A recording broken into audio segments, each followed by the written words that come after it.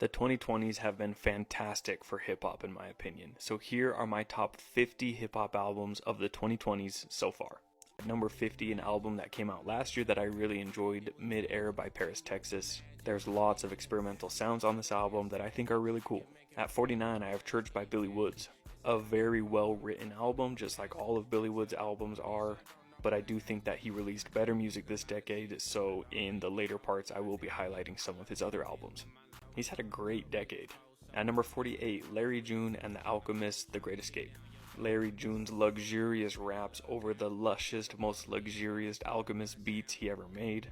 Come on, what's not to love about that? At 47, I have a very slept on album from 2020, Jay Electronica's A Written Testimony. Jay Electronica was already slept on, and then he had kind of that weird verse on the No Name album last year, so I feel like he's even more slept on now, but this album is phenomenal. At 46, I have Tana Talk 4 by Benny the Butcher.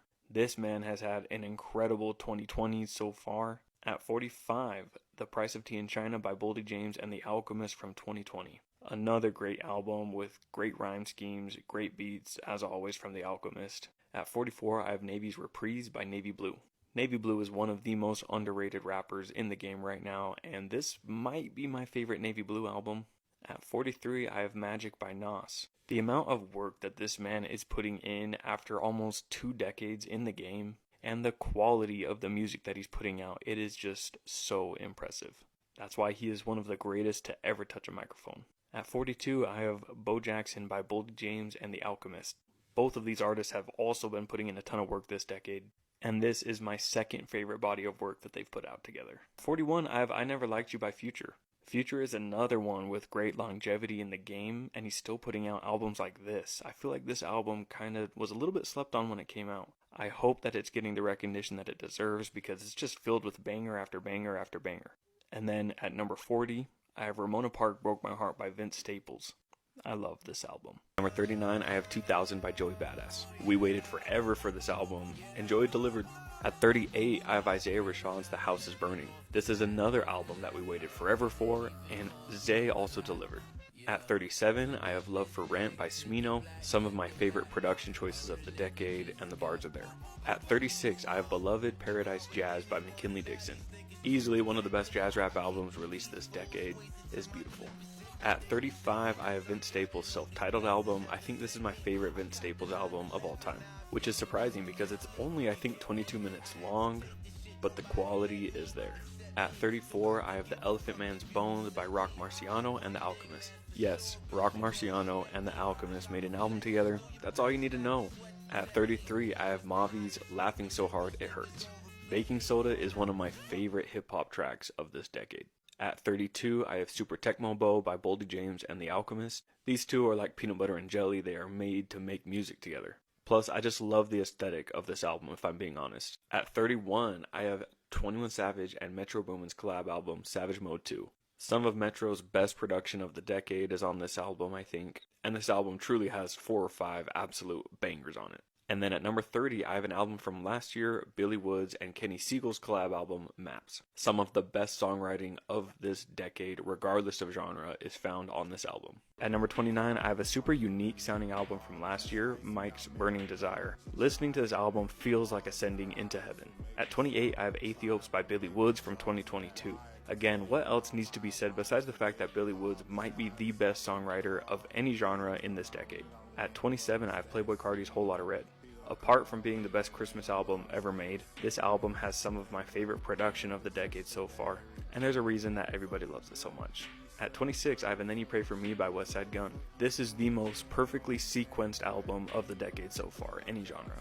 And on this album, we got features from lyrical rappers that we've been wanting to hear over Westside Gunn production, over Westside Gunn curated albums, and we got Denzel Curry and Jid. They both floated, obviously. At 25, I have Few Good Things by Saba. If you haven't heard this album yet, I don't know what you're doing. This should be like mandatory curriculum for the college course of hip-hop in the 2020s. Saba had something that he needed to get off his chest on this album, and he did it. This was the most emotional and personal I have ever seen him. At 24, I had Sick by Earl Sweatshirt from 2022. It seems like I like this album more than a lot of others, but just like the Saba album, Earl on this record got more personal and opened up more than we have ever seen him.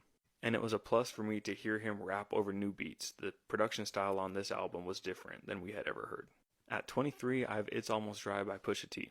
Pusha T, a legend in hip-hop, half produced by Kanye, a legend in hip-hop, the other half produced by Pharrell, a legend in hip-hop, features from Jay-Z, a legend in hip-hop. I mean, this album's legendary. Pusha T figured out the formula that works for him, and he mastered it on this album. But no, it's not better than Daytona.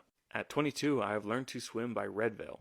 Probably the least known album on this list, but Red Veil definitely has made a name for himself in the underground hip-hop scene. His early work was fire, but this album is what cemented him as an upcoming artist that everybody had to put on their radar.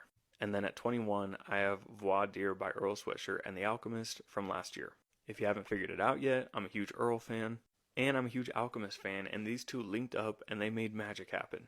The Earl Sweatshirt signature lyricism over The Alchemist signature production. Come on. At number 20, I have King's Disease 3 by Nas. The longevity and the quality of the music that he's been putting out at this age is unmatched. At 19, I have Cheat Codes collab album between Danger Mouse and Black Thought. Great lyricism, great production. Same thing I just said for Nas also applies to Black Thought.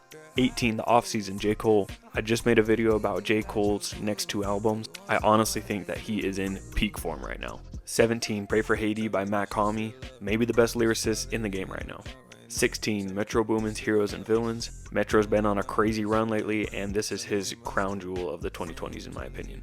15, Utopia, Travis Scott. Futuristic sound, great features, highly anticipated album, and I think he delivered.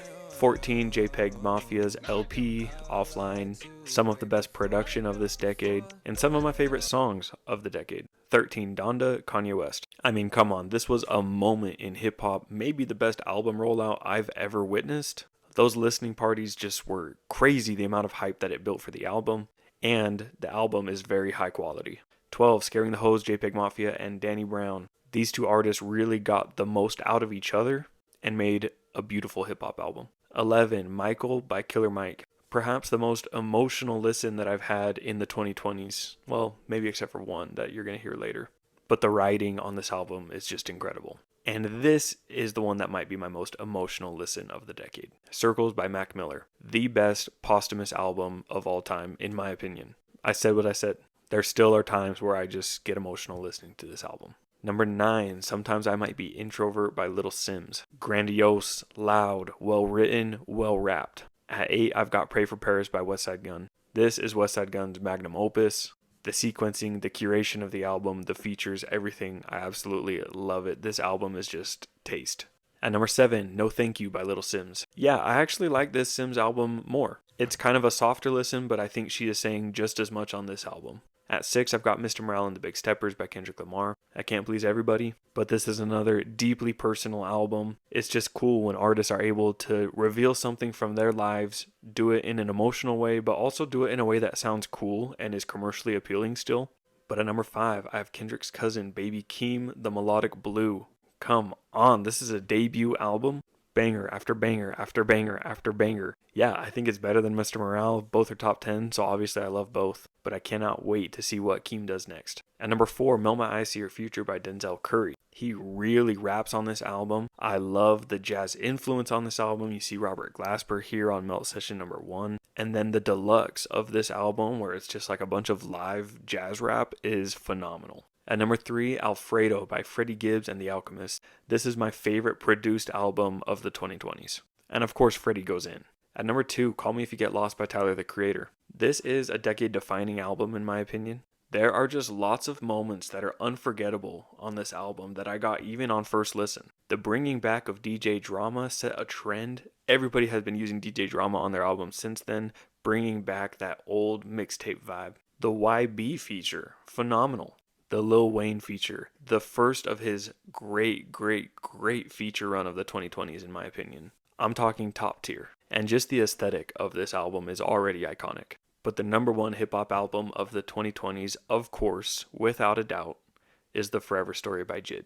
It's emotional, it's personal, he raps, he sings, the features are great, the production is great, and I think it's the best hip-hop album of the 2020s so far. Let me know below in the comments what would you change about my list, what would you add, what would you take away. Go check out the other albums in my top 50 list if you haven't seen those videos yet. And of course, don't forget to follow me, Honeybee Reviews, for more music related content.